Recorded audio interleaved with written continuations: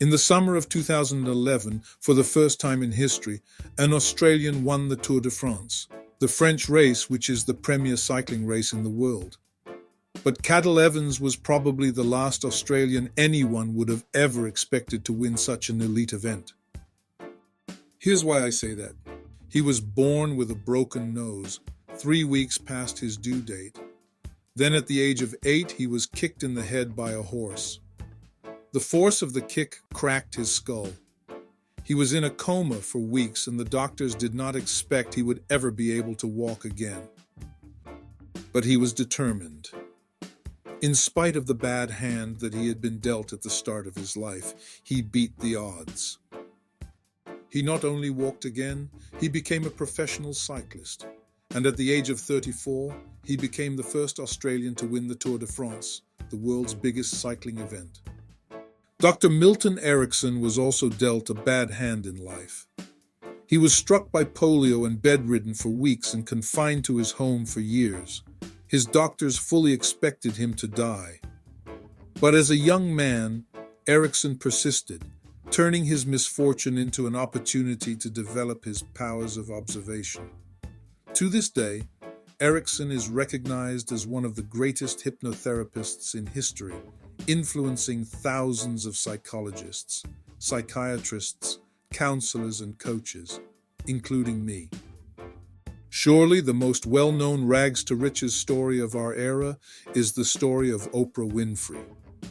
Having been born into abject poverty in rural Mississippi, Winfrey went from being a young girl clothed in potato sacks, literally, growing up in a disruptive and abusive household, to being one of the richest and most powerful media moguls in the world. And, because she did not forget her challenging beginnings, she has been able to use her media platform to help countless people around the world who needed uplifting. Before publishing her first Harry Potter book, J.K. Rowling was an unemployed, broke single mother, simply because failure meant a stripping away of the inessential.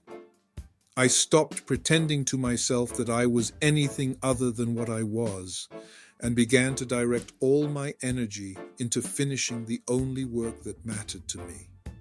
Had I really succeeded at anything else, I might never have found the determination to succeed in the one arena I believed I truly belonged. I was set free, because my greatest fear had been realized and I was still alive, and I still had a daughter whom I adored, and I had an old typewriter and a big idea. And so rock bottom became the solid foundation on which I rebuilt my life.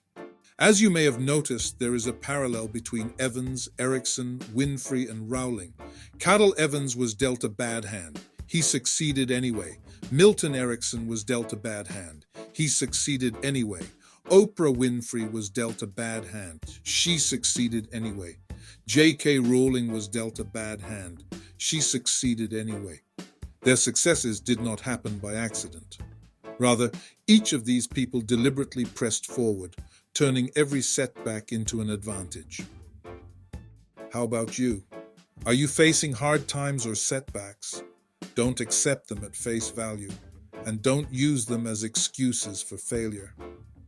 My good friend Willie Jolly, author and award-winning public speaker, wrote a book entitled "A Setback is a Setup for a Comeback."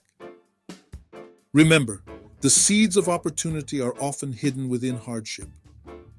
And no matter what happens, who knows how things will turn out? Who knows? Whether at home or at work, as a parent, partner, or leader, it's your job to find those seeds, water them, and make them grow, so that you and your home or work family can reap a future of success and abundance.